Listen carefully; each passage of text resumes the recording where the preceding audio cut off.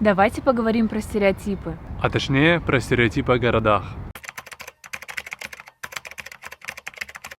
Когда туристы добираются до крутейших мест нашей планеты, эти места сразу становятся какими-то переоцененными, скучными и, как говорится, overhyped. Именно такая история еще много лет назад случилась с Миланом. Здесь нечего посмотреть, много уродливых небоскребов, люди злые, полно туристов и всего лишь одна достопримечательность – Миланский собор. Именно с такими ожиданиями мы приехали сюда в первый раз. Но все эти стереотипы – это на самом деле достоинство Милана. И вот почему.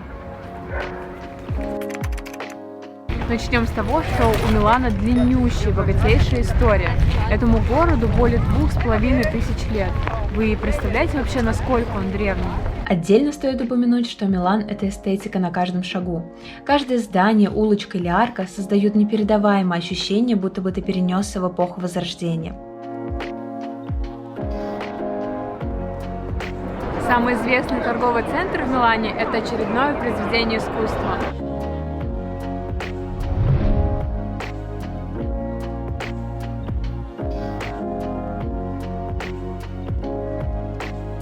Он даже называется не шоппинг-молл, а галерея Виктора Эммануила II. И в этом месте расположены не только бутики и рестораны. Это ведь галерея, а значит, здесь проходят выставки и различные концерты. Обычная прогулка по Милану подарит вам море удовольствия и вдохновения. Даже трамвай, и тот, как из сказки, с жесткими деревянными лавочками и уютным желтым светом, будто бы из домашнего светильника.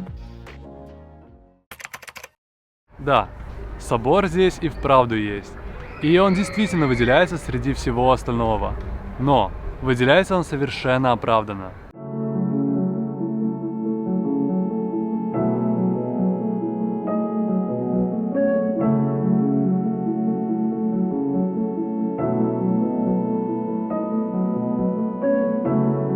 It's been a long, long time since I've memorized your face. Это мощнейшее архитектурное сооружение, выполненное в позднеготическом стиле. Просто зацените количество башенок, колонн, скульптур на этом соборе.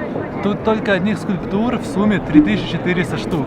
Это просто срыв башки. Строился этот собор с 14 по 20 век. За 15 евро можно подняться на крышу собора, и оно того точно стоит.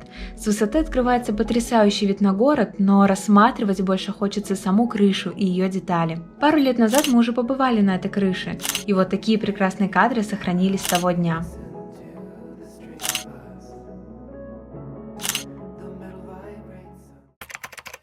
По нашей любимой традиции, в Милане мы остановились по каучсерфингу. Мы жили у Клаудио 4 дня, и за это время он успел нас накормить огромным количеством вкуснейших итальянских блюд. Посмотрите на эту нахлебницу.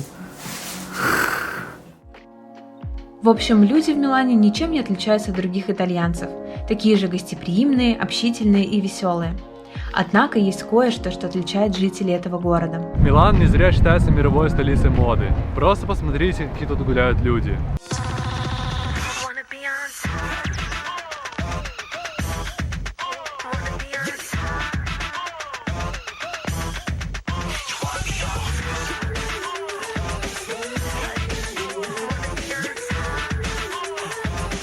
Оказывается, совершенно случайно мы оказались на неделе моды в Милане, и просто какой-то невероятно фантастический движ, все такие модненькие, все фотографируют, фотографы просто вот с такими объективами, везде щелчки, в общем, прикольно. У нас сейчас будет прощальный ужин в Милане, в каком-то прикольном, таком немного альтернативном районе, и там за стеклом уже можно увидеть, как все это готовят, но место открывается только через 5 минут. Ждем. Этот совсем не туристический и в самом лучшем смысле этого слова хипстерский район называется Навилье. Здесь нашли себе место альтернативные музыканты, работы уличных художников, необычные заведения и уютные ресторанчики вдоль каналов. А еще каналы есть не только в Венеции. В Милане есть 2 очень крупных канала, которые берут свое начало вообще в других городах. Получается, один канал доходит прямо до этого города Павия, а второй канал тянется аж сюда, вот к этому большому озеру. Вот, и эти 2 канала находятся прямо в Милане, и здесь очень красиво, очень много людей здесь кушают. Здесь такая очень модная немного хипстерская атмосфера. И да, это то, о чем люди вообще не думают, когда говорят про Милан. Так что Милан бывает и таким. Ну и напоследок мы задали Клаудио два наших любимых вопроса. So what's the worst thing about Milan? The worst thing is, I think, is like the mindset of the people that is working here in Milan, because they are always focused on the business, on the money, on the running the business, have success, and they end up running in their life, but eventually forgetting about the important things. So what's the best about Milan? I think the best thing about Milan is it's a city, modern city that combines like many opportunities for young people, like events, like a lot of entertainment, but also like a lot of history. You can choose what you want to prefer to do. Yeah, I think that's what we noticed as well. So it's a good option, like both for local, but also for tourists. В общем, Милан – потрясающий город. И вам не обязательно останавливаться здесь на месяц или даже неделю. Но заглянуть сюда, чтобы проникнуться атмосферой стиля, эстетики и архитектурного великолепия, точно стоит. Ведь еще парочка туристов Милан точно выдержит. Все геолокации будут под видео, а в комментариях можете рассказать, есть ли у вас какие-либо стереотипы о городах. Нам будет очень интересно почитать.